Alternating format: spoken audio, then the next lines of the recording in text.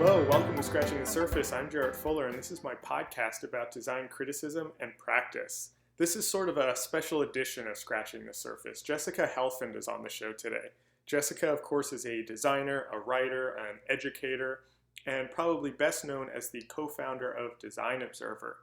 I interviewed Jessica back in July over Skype, but what I didn't know at the time of our conversation is that Jessica was also going to be a visiting critic here at MICA, the Maryland Institute College of Art, this semester to critique the graduate thesis projects. Now, I, of course, am getting my MFA at MICA, and this podcast that you're listening to now is part of my thesis project. So when Jessica was here in Baltimore last week, I enjoyed our first conversation so much that we sat down and recorded a follow-up interview, this time face-to-face, which you'll hear next week.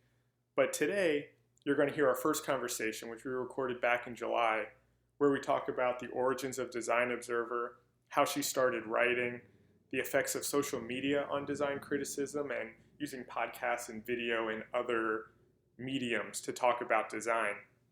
And then next week, you'll hear our new conversation, which we just recorded, where we talk about a lot of other things that we didn't even get to in this conversation. A quick programming note, in this episode you'll hear me reference my interview with Armin Witt of Under Consideration and Brand New. Due to the release schedule, Armin's interview will be coming out next month, and so I just want to apologize for you hearing us talk about an interview that hasn't released yet. I know that can be annoying, but I promise it is coming soon. But I wanted to release these two interviews with Jessica together. I really love Jessica's work. I love how she thinks, and she is so fun to talk to, and it was really an honor to spend time with her when she was here in Baltimore and over the summer. And so this is the first part of my conversation with Jessica Helfand.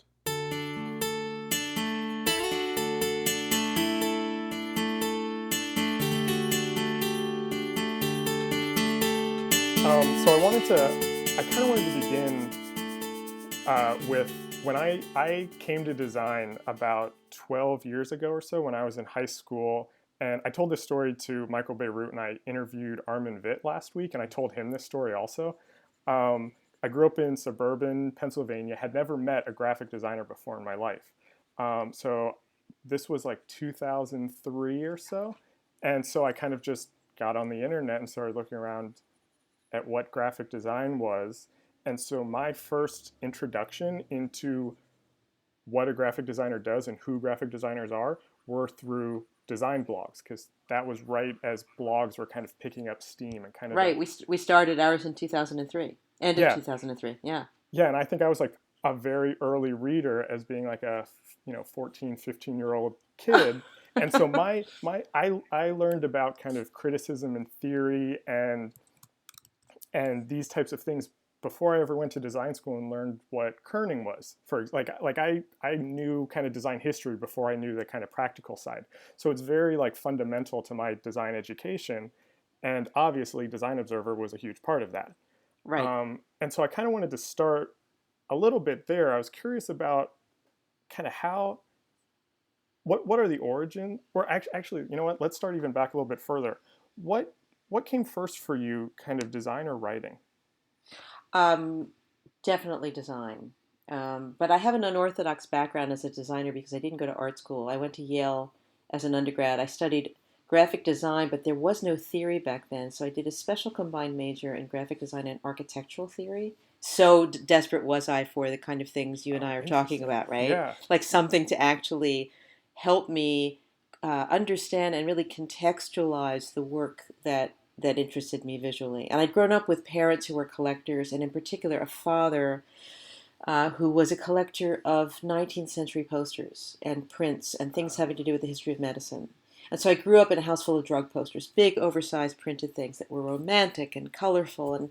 And so I think I had a really strong understanding of graphic form without knowing what graphic form was, Right. except that graphic form was not the graphic form that was privileged at Yale in the 80s when I was a student, when people like Paul Rand were here wanting you to do everything that looked, that was informed by geometry and inspired by the Bauhaus and by the Black Mountain College and so forth. So I've said this before, this is not an original comment, but it's a very honest comment, which is that I think that the large largely in my adult life, I have been sort of felt very much between these two poles. One, the kind of romantic 19th century, very illustrative, very colorful, very expressive visual language of my father's posters, and the Swiss Right. regimentation of the rigor of my education. And I think you need both. I do think you need both.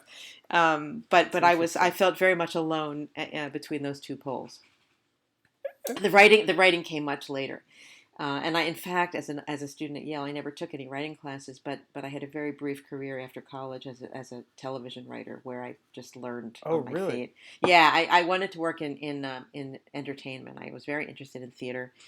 My other love besides graphic design was theater, and I was an actress in college, and so I really had to Oh, choose. And I thought, well, before I go to design school, if I do that, maybe I'll just go and work in television, which in those days meant you either worked in daytime or you worked in nighttime news. And I really didn't know enough about politics to work in nighttime news, so I ended up writing for a soap opera, which is an oh, wow. embarrassing, ridiculous confession, except that it was actually great training, because if you have to write so much, you can't get precious about your work, and so you really learn how to write.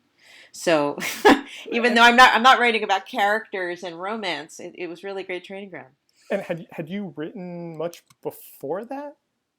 No, I wrote an undergraduate thesis, and I wrote my thesis in grad school, but I really hadn't written much before that. And what was interesting is that when I was writing for television, if I look back on the scripts that I wrote, there was a visual person struggling to get out. In other words, Interesting. there was a lot of description. There was a lot of description. There was a lot of contextualizing of the scene, and I think that was sort of my first understanding that there was something in that maybe I needed to explore outside of writing.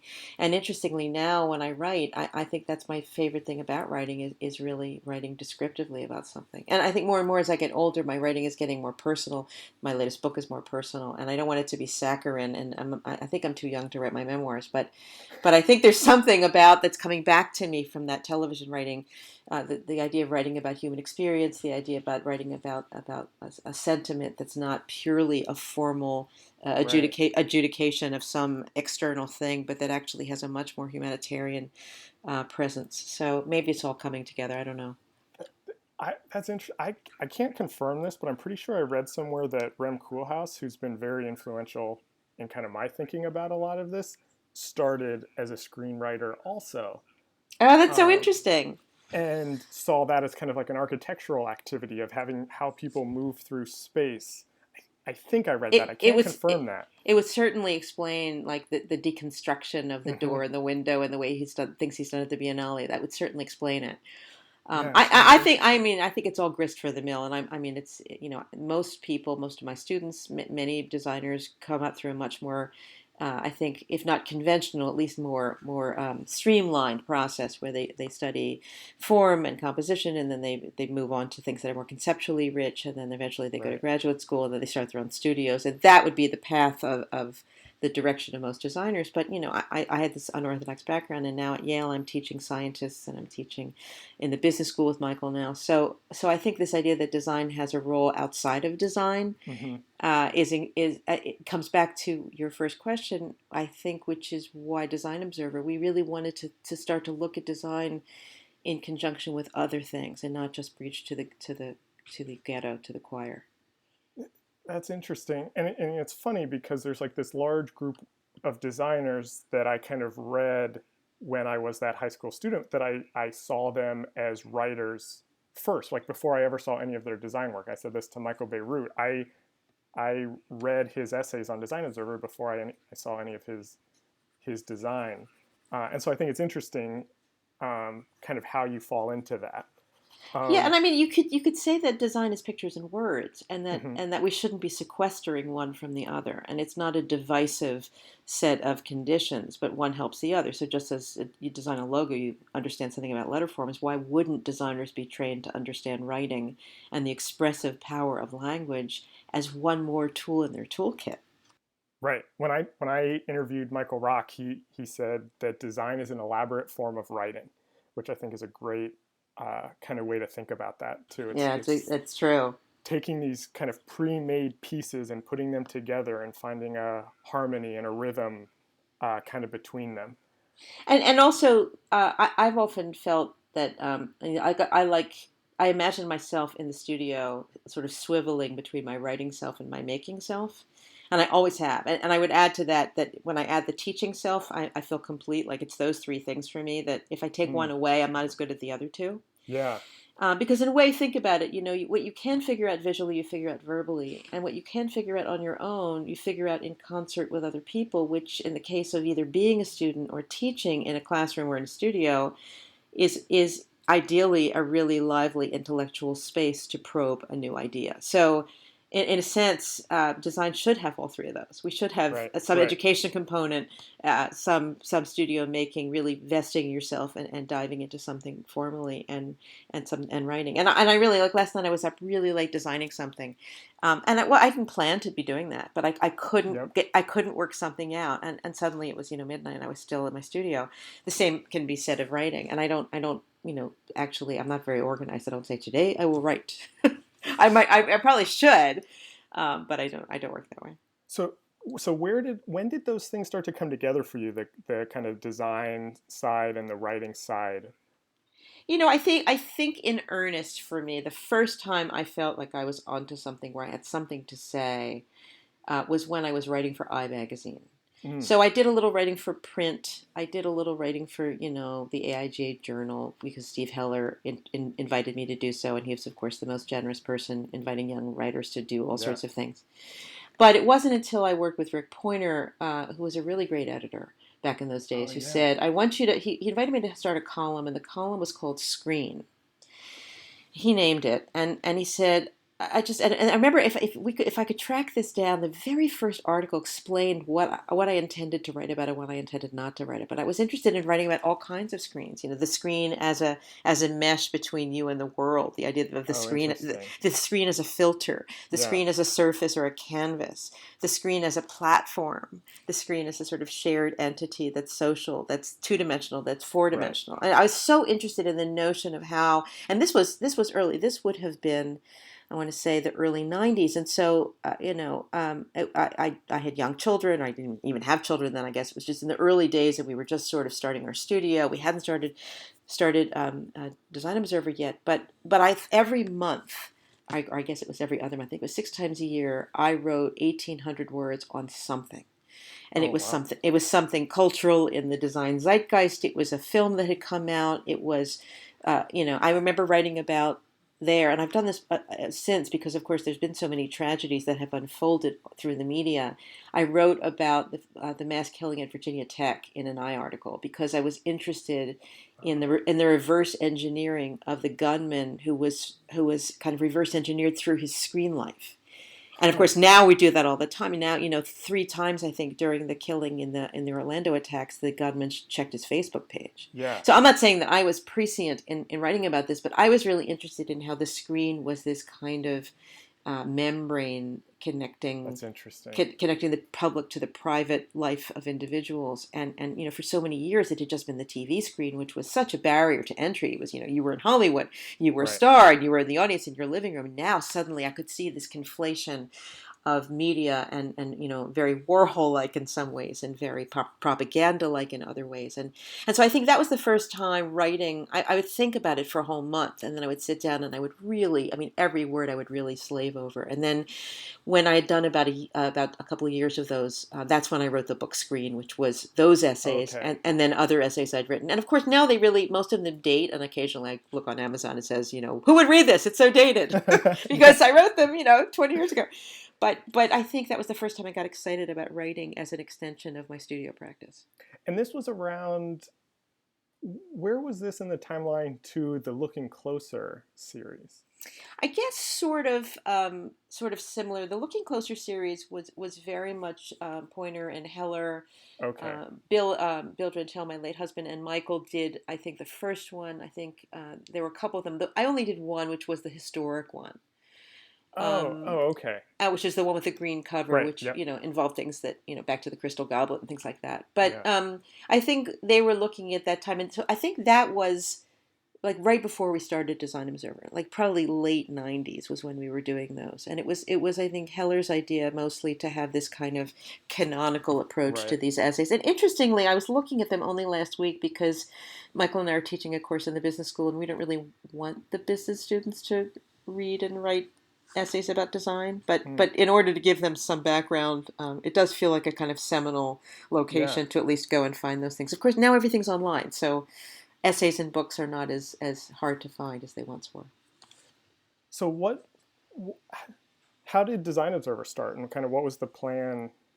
We saw that blogs were starting. I think Armin had started Speak Up. Core 77 had already begun. They were the Okay. first. They've been around since '95. When I think they were Core just like 77? yeah. I think they were just like on a little dial-up, I Apple didn't link. realize they were that old. Yeah, they're the old granddaddy of us all, and more power Oh, to them. I mean, wow. they keep on keeping on. They've done so well, just Yeah. building out and really trying to kind of shift against what the market could bear, but still being who they are. Really, really, really, they've done a beautiful job. But we saw what was going on with what Armin was doing, and I think Bill and Rick Poynor especially felt Bill really wanted to start this thing, and he said, we need a voice. We need somebody really smart who's not American, and of course Rick was the obvious choice, and he was very interested in blogging.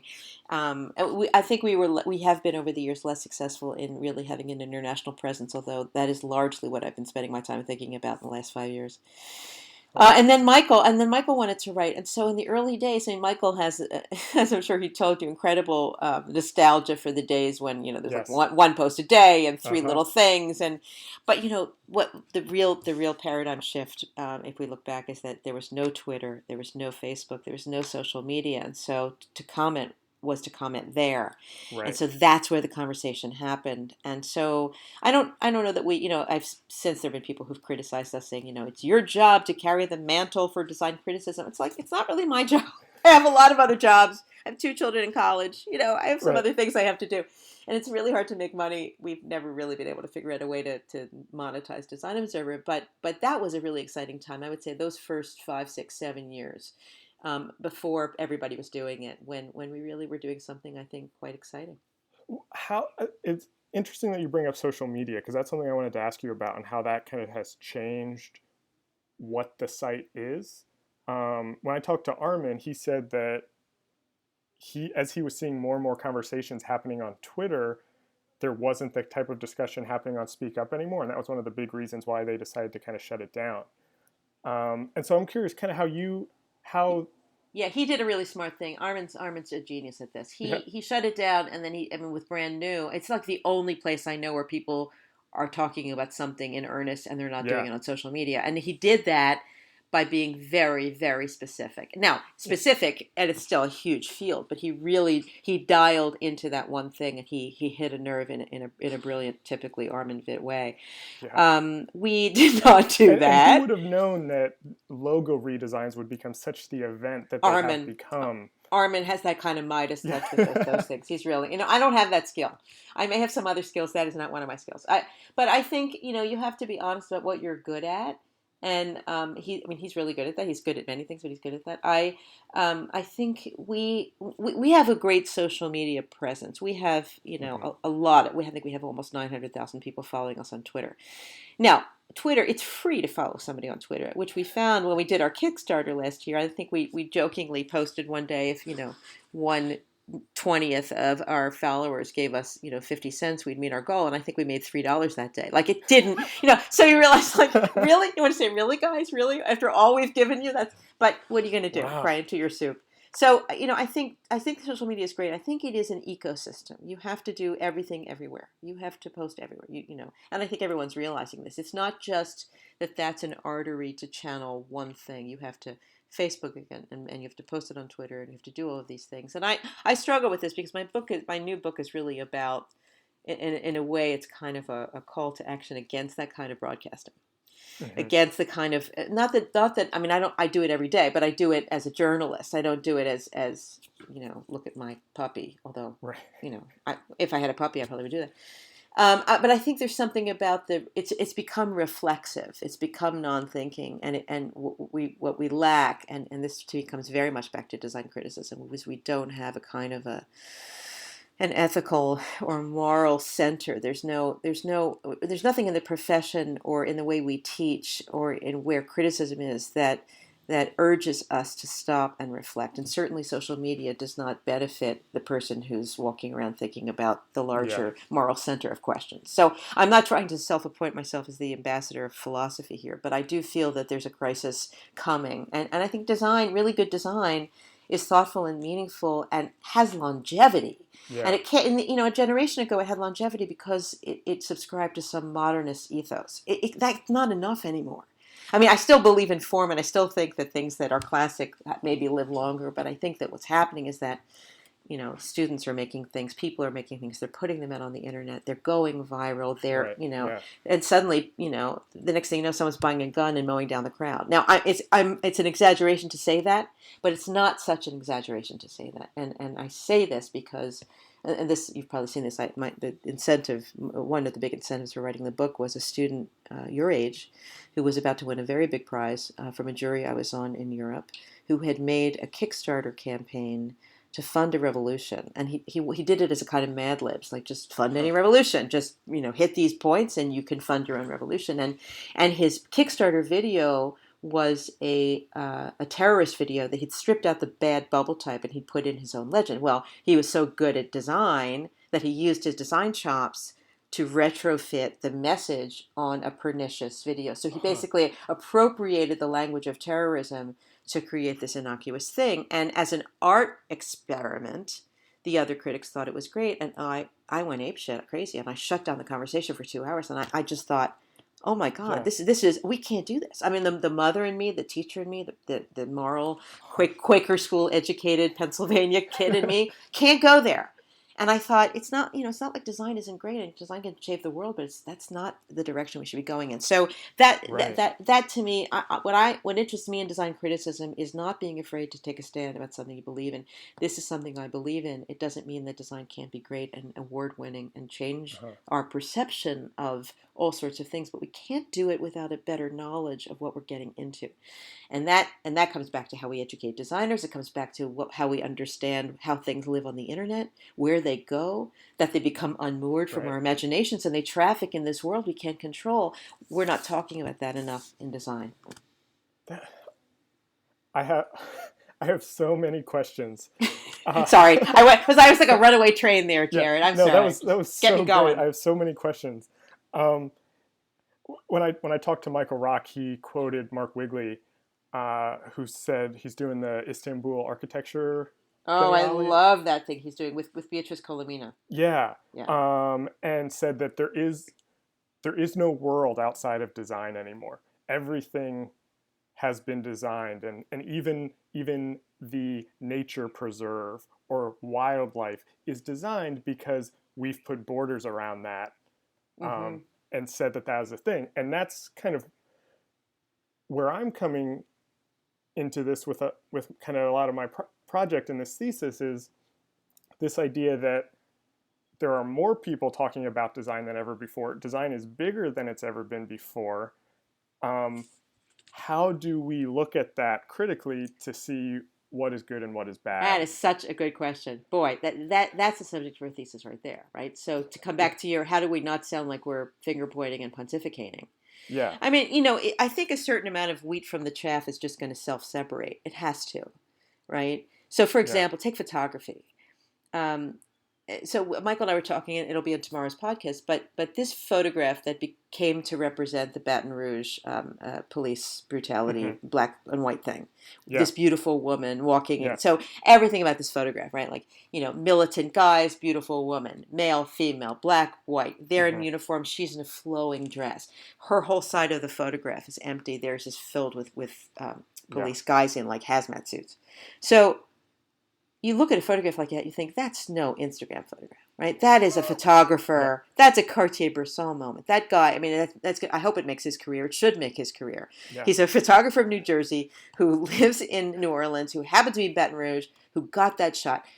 photographers, like designers, like artists, we spend the time, we put in the time looking and looking and looking some more. Why was I up till midnight last night? I've been doing this for 30 years because I couldn't crack the design of a 4-page story in a magazine. And when I cracked it, I was so excited about the new idea I had that I was up for 14 more hours, right? Yeah. So try to explain that to people who are taking pictures of their lunch with their with their smartphone, right? So there's, I mean, at some point, the world will recognize that one thing is one way and another thing is another way. And I think this comes back to this is Malcolm Gladwell's argument in Outliers.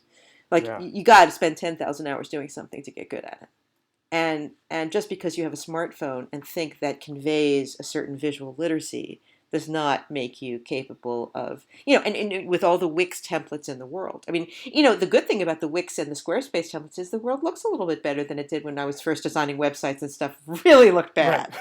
It looked like it was done in McPaint, and now it's really funny because some people want to bring that back as like intentionally grunge, design. But you're right to be asking these questions because, if we're only dealing with what's good and what's bad on a surface level, yes, that can drive sales. It can drive the economy. I mean, this is a lot of what I think our students at the business school this year are going to want to talk about. How do I know good from bad if I'm managing a team? How do I know good from bad if I'm, they all want to know outcomes. This is our biggest challenge teaching MBA students is going to be that they want takeaways. They deal in stakeholders. They are hard, firm, fast, quantitative. And we're about process. We're about putting in that time. And I can't always quantify. I mean, I'm a seasoned practitioner, and I couldn't accelerate the process it took me to get to this point last night with this thing I was designing. So, I mean, the same could be said of writers, and maybe scholars understand this better than non-scholars. But I think that people think design is easy. Right. It's not so easy, and I'm not sure how it's going to shake down. But it is an interesting time we live in. Real quick, did you read Teju Cole's piece in this weekend's New York Times Magazine about that Baton Rouge photo? I scanned it quickly. I read so many things ahead of it. What did he say? I mean, Teju Cole is probably my favorite essayist working today. I read everything that he writes. But he talked a lot about kind of what you were just saying of the composition of this photo, and then compared it to the surplus of superhero movies right now, and that we look at these kind of photos from the Black Lives Matter movement and we can kind of project superheroes onto them. Oh, that's a really interesting reading, because I was going to tell you that Max Breensma, who's a critic in Amsterdam, wrote about the deconstruction. She's like a deity. She's like the Madonna. Like it's like an ecclesiastical. It's like an ecclesiastical, 12th century painting. Just compositionally with her, and the way she's standing so straight and so unperturbed by this unbelievably menacing swarm of men coming towards her with guns. I mean, there will be great books written on this. So, an image can convey a moment, and it can partake of a culture in a larger cultural moment. So, I mean, that's like it's way before you were born, but the Kent State photograph or the Eddie Adams photograph of the children running in Cambodia. I mean, they become these markers for generations. The Twin Towers pictures. I mean, there's always going to be an image, and it's not, words are harder to remember than images. They really sear themselves into our subconscious in different ways. And I just don't think, this is a bit of a departure, but I'm just going to tell you briefly. A friend of mine is a photographer, was telling me that the professional photography world has been upturned recently because young photo buyers are turning to Instagram to hire photographers. So he told me the story of some very young person working at an agency needing to hire a photographer to do a shoot for Pampers. And so he went and he found some mom who took pictures of her toddler, and she had 22,000 people following her on Instagram. So he hired her. So the day of the shoot, she shows up for the shoot, and it's pouring. She doesn't know how to light it. She doesn't know what to do, and she's completely incapable. So this isn't a shout out to young photo editors, but it does make you wonder about where quality is going to be understood in this new world where everybody thinks they can do everything. Yeah, and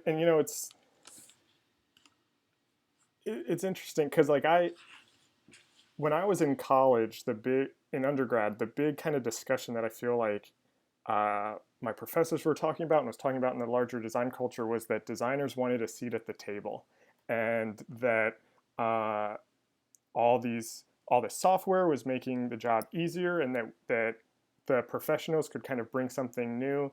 And I feel like that's just kind of like a perpetual conversation, and that designers, and this kind of comes back to what we were talking to, designers have to constantly kind of be reevaluating what they do. And I think that's where criticism and theory comes in what is a designer in 2016? And I think it's easy to look back at the kind of canonical texts of what a designer is supposed to do, but there's also a need to kind of be reconsidering that, each generation, for what does it mean for us to do today? Exactly. It's really sort of hard to know. Yeah. Like, what do you follow? Like, I was reading that piece that your friend wrote about the old guard designers versus the new guard designers. Oh, yeah. And I thought it was interesting because, of course, none of us want to be thought of as old, but we are, I guess, considered that. I'm very conscious of that. Like, what am I giving back? What is the thing that I'm transmitting? Like, I don't want to be in competition with my students. And I don't want to be saying, in my day, I walked 12 miles, to milk the cows before I designed a font. Yeah. But I think it's a kind of, you hope to model by example and do it with a generosity of spirit, Yeah. right? So, God knows, I think I've put in my generosity of spirit hours writing recommendations for 9,000 former students. But I think there's something about, like, I really enjoy writing and teaching and making things, and writing this book and making paintings. And so if a student of mine decides to go make a body of work that's something new, like, I really encourage them to think outside of their comfort zone. Now, again, teaching the business school, these students want jobs, and they're very clear about the skills they bring to a consultancy, because they're coming in different kinds of ways. So I'm right now I'm trying to understand what that means, because I don't want to see my design students not getting jobs because my business students are getting the jobs, which means, are the business students asking different kinds of questions? Are they trying to get the same jobs? I went to an amazing lecture yesterday that a friend of mine here gave on the company Threadless. Oh, yeah. And it's actually, this is unbelievable. I need to put you in touch with this guy. So this is a case study about the fact that Threadless gets all of its t-shirt designs from designers who upload them because they want to be voted in and up. And the percentage of who submits and who gets chosen is so small that they're basically getting just thousands and thousands and thousands of slave labor, of free labor, right? Free labor. Right. And then they get voted on, and then they have some operating costs, and then they get chosen. And the profit margin for the people running Threadless is huge, because they don't have to pay any of their designers. And the designers aren't doing anything except getting feedback from others. It's such an interesting thing about our community and our culture, and why we're not privileging the management of our field so as to monetize our efforts in a way that benefits us, except that the final clincher on this Threadless case study is that the people in management are all former designers. So they have a certain kind of vetted authority, because they've put in the time on the 10,000 hours of time that, anyway, so it's that's interesting. It's an interesting thing. The idea that we don't teach with case studies in design, but in business they do, and they're looking at, why was that design better? Can we quantify it? Did they manage the process better? Was the logo vetted early, and therefore there was buy-in from the CEO at a different moment? Like, they're asking questions that we don't ask.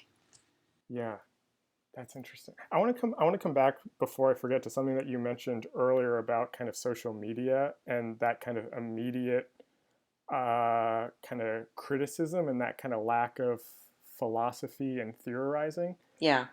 Has design criticism ever had that kind of philosophy and more kind of deeper thinking? And the reason that I ask it like that is, and I've mentioned this to a couple people that I've interviewed, is it's easy for me to look back at the 90s with rose-tinted glasses, because I just missed that era, and to see everything being written about design at that time and thinking that's the golden years of criticism. Was it really like that? And is there that kind of intellectual rigor in criticism? Well, I think the danger for the intellectual rigor is that it gets really nerdy. It gets really inside baseball. Yeah. it gets really academic. And, I mean, there are people, I was just sitting here before you called looking at Victor Margolin's Politics of the Artificial. I mean, this is a guy, he is like he's one of the, Michael Bierut calls him the high priests of design. He's one of the high priests of design, right? I mean, this guy was writing, I mean, I think somewhere I downloaded his PhD dissertation once, I think, just because I want to because you can actually go online at the library and download people's dissertations. So I do this when I'm sitting in airports sometimes and I'm bored. Speaking of nerdy, Jarrett, speaking of nerdy hobbies, I'm like sitting there in Barcelona, my plane's delayed, I'm downloading Victor Margolin's dissertation. Anyway, I think it's really interesting to go back and see what was Richard Buchanan saying in 81? What was Victor Margolin saying in 76 in Design Issues? What was Catherine McCoy saying? Now, some of these people are tied to the schools at which they teach. Michael Rock was at Yale for a long time. He's very aligned to architecture now, Columbia. Victor Margolin's been in Chicago forever. So sometimes there's that, and of course, Catherine McCoy spoke about Cranbrook, where she was for many years. But they're the ones who actually made it out of the pack and published, and whose names are more well known. I think that the danger is with too many blogs and too many journals and too many sort of short-sighted efforts to just, what are we doing? Are we just, there's I haven't even begun to mention the ones in Europe. There's a bunch in England, the Royal College. People, you can get all sorts of PhDs in design in Europe that you can't get here. You can get a practice-based PhD. You can get another, and there's PhDs at real places and lesser real places, and these people are all writing and so there's a lot of soapbox, pontificating, and I'm just not sure it advances us. I sometimes feel have you ever been at a lecture where somebody asks a question in the audience and all they're doing is grandstanding because they're mad that they're not on stage? Yes. Right. So they're adding, and so I think unfortunately design criticism can easily turn into that. Yeah. So the thing is, what are you criticizing? One of the things that we're trying to do with our podcast now, and Michael and I really have really pushed because we're older and because I think we felt that our purview lent itself to being able to maybe spread a wider net around these things, was to look at design and politics, to look at design and culture, to look at design and technology, entertainment at a different level where maybe we can introduce different kinds of things, different kinds of topics, look deeper and look wider at these things. So that to me is a different kind. That's just we modeled our show after the Slate Culture Gab Fest, which is the same thing. My favorite podcast. So I thought let's do that for design. Let's come together, and we've been doing it for 2 years. The two of us. We're likely to add another person. I don't know what's going to happen. We're starting a new podcast in the fall based on our new class. But let's talk about something that's real and happening now, and let's make it through the somewhat, unreliable prismatic lens of design. Let's see if there's actually an angle on it that's of value to people who follow us. So that's not design criticism like let's delve deep into the canonical works of Robert Brownjohn, right? And there's a lot of that out there. And I think it's great and it has its place, but it maybe does, so if you've got that at one end, and then you've got the, regurgitating, reflexive, what I think is great about Twitter is people who are reading interesting things who share them. What I think is terrible about Twitter is people who use it as a place to pontificate, because you can't say anything intelligent and important in 140 words. Yeah. But if you're going to restate something someone else said, you better put a spin on it that's intelligent. So that form of design criticism is actually, you're encapsulating some very small atom of an idea. And then maybe you're going to seed it for someone else. So for a student, like let's say, you see something John Maeda says and it takes you to something else. I mean, I found this thing this week. I was reading in The Atlantic about the Allen Institute, which I talk about on tomorrow's podcast. The Allen Institute, Paul Allen, who is the co-founder of Microsoft, is really interested in brain research, right? Mm-hmm. And so they're doing all this stuff with mice to test the visual cortex of mice and brains, and they're showing the mice Orson Welles movies. And I burst out laughing. Like, to me, that's a design story, okay? Like, really, Paul Allen? How great is that? I want to work there. They're showing them A Touch of Evil. Like, these mice are looking at that long tracking shot. How great is that? It's so great, right? Yeah. That's the kind of thing that I want to do. So, I don't know. I think design criticism shouldn't be so serious, but it can't be so silly either. So, there's a lot of room for interpreting that.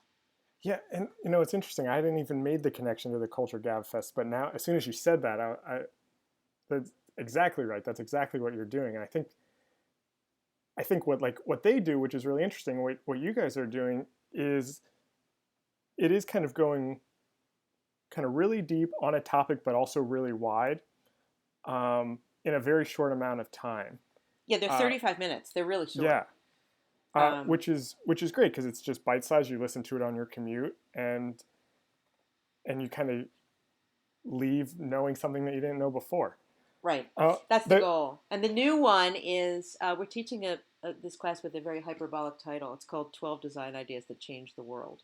Oh, wow. And only because, it had to be suitably hyperbolic to deal with the MBAs. But we're bringing in a designer or a client, or a designer and a client, every week for 12 weeks this fall and again this spring, to talk about some project or initiative or idea at the nexus of design and business where the transformative catalyst moment was visual, or was creative, or was something that is unexpected. Oh, interesting. And so we're bringing in, we're hoping to get Danny Meyer and Paula Scher to talk about Shake Shack. We're bringing in Teddy Goff, who was the digital strategist for the Obama campaign, who's now working on Hillary's campaign.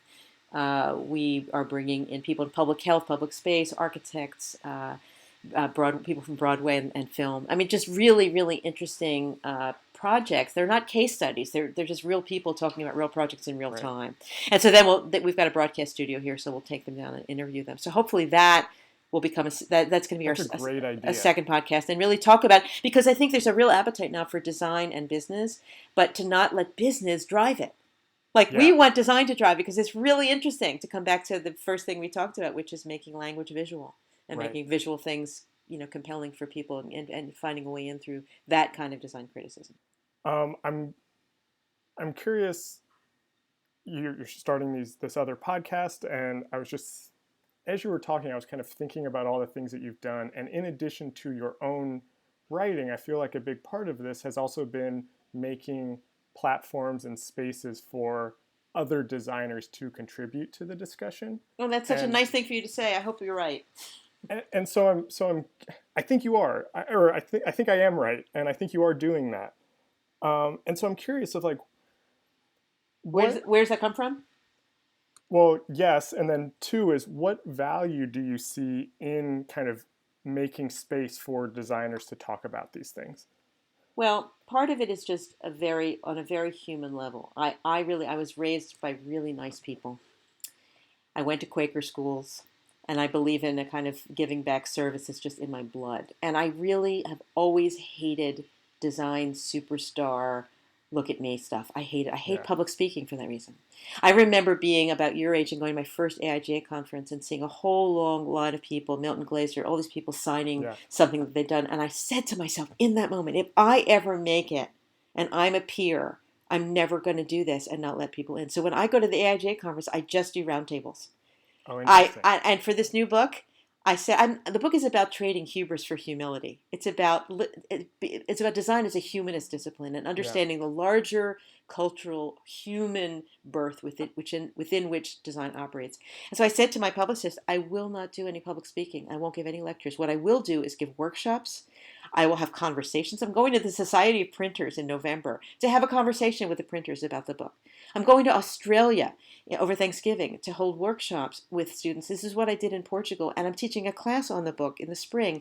I don't even know how I'm going to do this, but I know that the goal is to seed the conversation, is to take these ideas that I have and not make them mine alone, but to get them out there. And say, if I wrote a chapter on design and consequence, on the fact that things that are viral are not always good, trending is never going to be trending for very long. And so if design is participating only in a value system that's about what's cool and trending, we are really shooting ourselves in the foot. So how do we walk out that door, walk in another door that says, where is the value in what we do? And the only way to find that value in terms of the evidence of what we make as designers is for me to put it out there with other designers. It's not me on a stage showing my work. It can't be. Right. So this really, if I'm hit by a bus tomorrow, that is what I'm about. And I really have always wanted to do that. It's writing for me was always a way to get other people to respond and have their own ideas and make their own work. Yeah. I love that. My last question is, and we kind of talked about this a little bit before we started recording, so you don't have to give away too much because now I know that this is happening, but I wanted to end asking you, if you were starting Design Observer today in 2016, how would it be different Well, I am going to give it start. away. I would hire you and do it with you. I swear to God, I'm not just saying this to butter you up. I would start a television station or a television show. And we've been trying to actually, Michael and I are doing some experiments with some online classes, and we're experimenting with some video here. I think, this is, I did have some training as an actress. Michael's a real showman. Michael's a real showman. I think the next thing that has to happen, and I really hope that we can find a way to do this, find some way to turn what you're doing into a platform that isn't open in terms of everybody doing it. So it sounds, in the sharing economy and with the transparency with which we're meant to really look at everything today, it sounds like I'm being elitist. But I think that the next thing to do is to use the screen, to use video, to compile interviews, to do field interviews, to be an investigative journalist, and to look at design in a global, vital, human way by making it not just audio, but audio and visual. And I don't know that writing, in terms of things that people read, is the only way. I'm not saying that writing is going to go away, but I don't think it's the primary vehicle for getting idea across. I think books are books. You sit, you read them, they're essay length, they're chapter length, they're novel length, that's a thing. I don't think that's going to go away. But I don't think that design criticism is necessarily that's its best vehicle for delivery. And so that's why what you're doing is so interesting to me. And I'm so delighted that you reached out and contacted both Michael and me. And I hope you stay in touch with us, not only for this year while you're doing your thesis, but beyond, because I think this is a really exciting moment to be doing what you're doing. I hope we can do it with you, some of it, some little piece of it. Oh, yeah, that really means so much. And I really appreciate you talking with me also. I think that's like a great way to end it, and is well, and it's meant from the heart, Jarrett. And I know Michael, if he were here, he would absolutely be in agreement. This episode was recorded on July 27th, 2016. Our theme music is by Andy Borgasani. We're on Twitter at Surface Podcast. You can find us on iTunes and SoundCloud and at scratchingthesurface.fm. Thanks for listening.